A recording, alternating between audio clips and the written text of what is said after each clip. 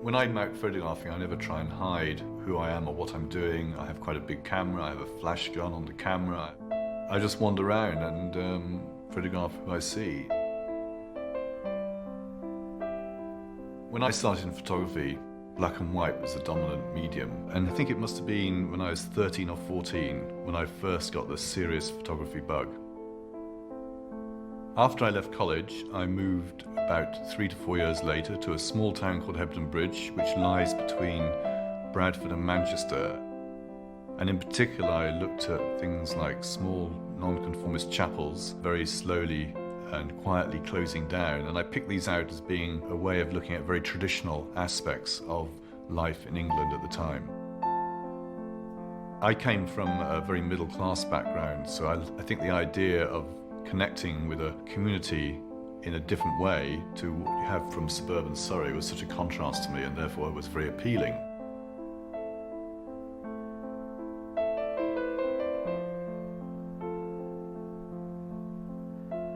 This was an inaugural banquet for the new mayor of Todmorden, who knew that the best opportunity, photographic opportunity that was this few minutes where people would charge for the banquet. And of course I'd be ready and waiting for the shot. And here you can just see as I've gone along, I've suddenly got everything where it just falls into place and all the hands coming in.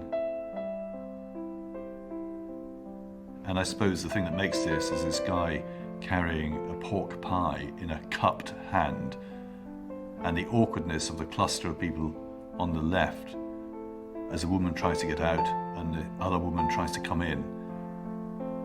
So it's these little details which show the sort of real feeling and sense of trying to grab food from a banquet.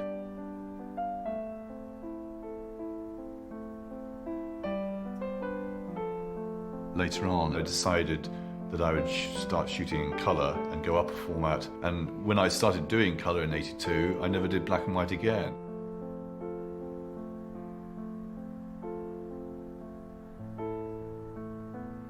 So in front of these backdrops of litter and of decay, I would put these families going on their days out, enjoying themselves.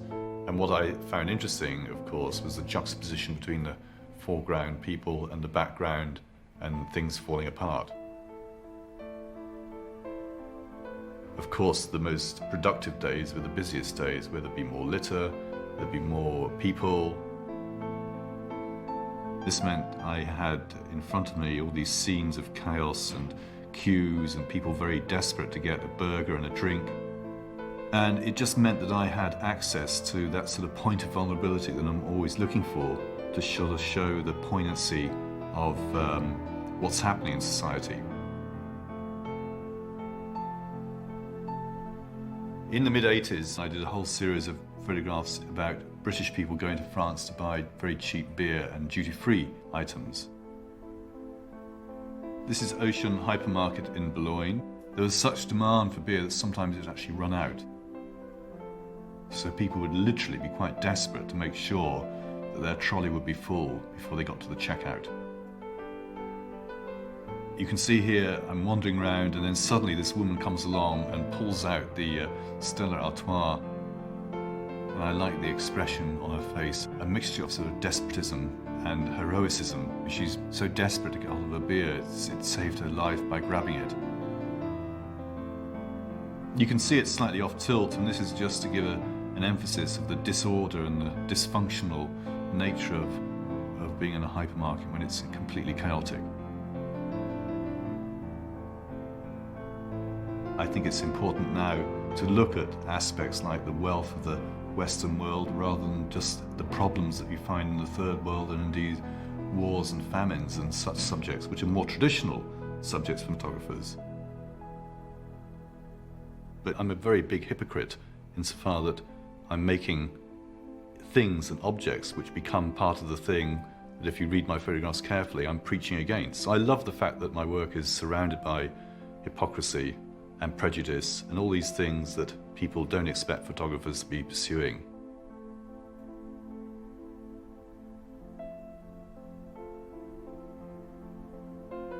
This is from the project From A to B, which looked at how people had a relationship with their cars and how couples argue when they're driving. So this couple came forward and volunteered to be photographed. So I've got the guy to look at me, to stare at me, and I've asked the woman to look straight forward and to look pretty miserable, because the whole point of this couple is that we know that they argue when they're driving, which is a very common trait, because even Susie and I might argue when we're driving, because Susie's a terrible map reader. You know, there are certain things that men are good at. Map reading and barbecuing.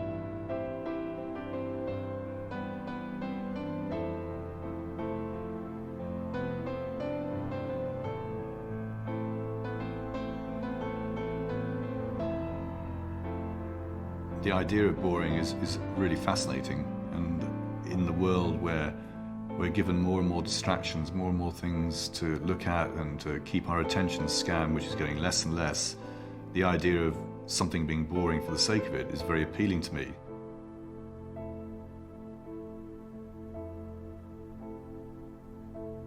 This was when I was shooting the Bored Couple project, and I was looking particularly for couples who are appearing to be bored with each other.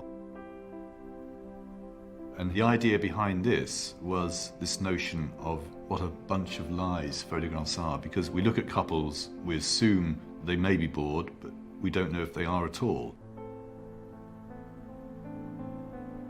Part of the motive for this is to challenge the idea of what photographers say about the photographs, to make a very provocative statement about the photographs, which in fact I've tried to undermine by showing myself as appearing to be bored, but knowing full well that it's a big lie, that in fact I was very excited.